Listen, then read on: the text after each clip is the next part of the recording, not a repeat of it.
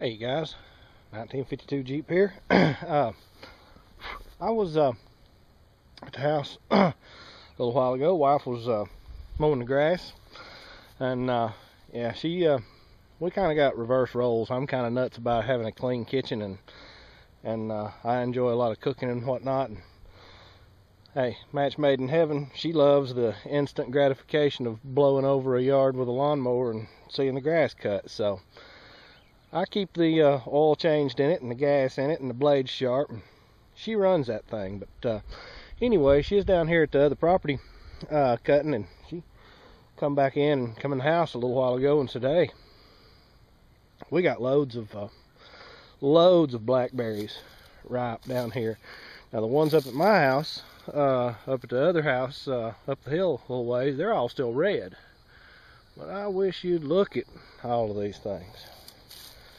I mean, we are covered up with plump, ripe, beautiful, beautiful blackberries. So it's time to get some of these in some jelly jars."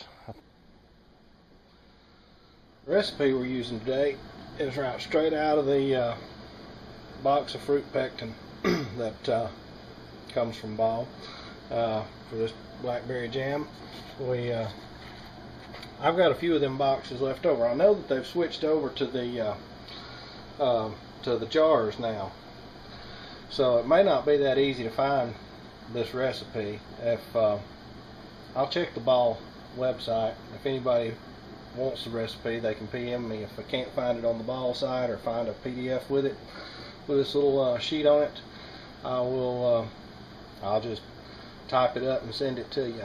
But anyway, as usual, sterilize your counters good.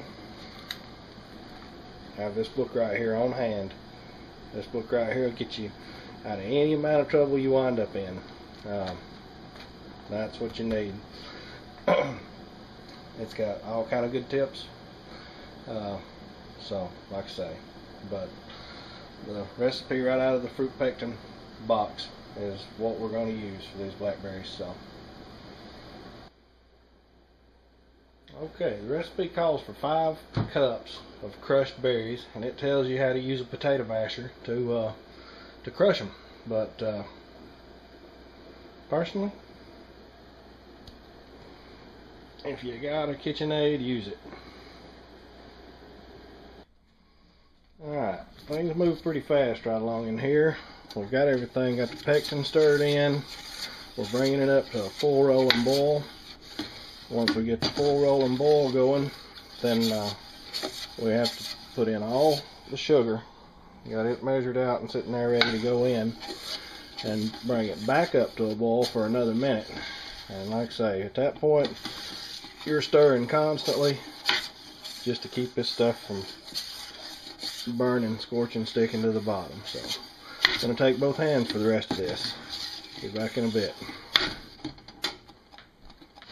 Okay, that was a hectic couple of minutes there getting this ready to go. And now it smells like blueberry cobbler. Yummy. So I'm going to ladle it up. That's going to take both hands. Be back in just a second. Alright, now it's time to wipe these the rims down, put our lids on, and drop them in the water bath. So, okay, we're to the point where we can relax a little bit. If you're a smoker, this is where you can have yourself a cigarette. If you're a beer drinker like me, this is where you can finally crack open that beer and go, "Phew, we're almost done."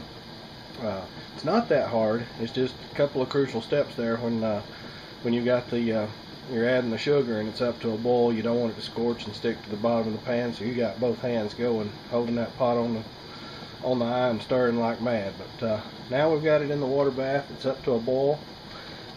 We got about 5 minutes left on the boil, and then we'll pop the lid off and let it sit for 5 minutes, then pull them out. Make sure you set them hot jars on a cloth, because the difference in the counter temperature and and the jar itself can cause problems, especially if you got one of those nice granite tops. I mean, my little fake butcher block here probably wouldn't give me no trouble, but and hey, you know, it's covered in water, gonna leave a little bit of a mess. Now, this recipe said it would make 8 half pints. I wound up with another pint left over. No big deal. I got kids that we'll just ladle it up, put it in a pint jar, put the little plastic lid on there. We'll set it once it cools. We'll set it in the refrigerator, probably tomorrow sometime. We'll just set it straight away into the refrigerator. If I'd been thinking ahead, first batch of the season, but last season everything I done just about it wound up making a couple of half pints extra. So I got to where I always had a couple of half pint jars processed and ready, even if I didn't wind up needing them. But anyway, that's another little tip for you. Have a couple of extra jars ready just in case you wind up with extra product. And don't know if you can see in there real well or not, but that wound up being some really beautiful jam. See the seeds in there, had a little texture to it. I can't wait to put some of that on a biscuit, or even on toast. But anyway, guys, I'll be back in just a few when I get the jars out. Let you take a final look at the finished product sitting here cooling. So, see you in a second.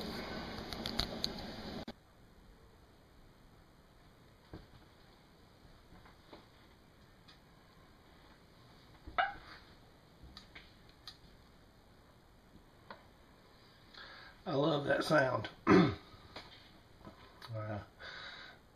ain't nothing I enjoy more than after a hard day in the garden, picking, harvesting, and then come in and get a big double batch of food processed up, and then go lay down in the bed and listen to the lids pop all night long.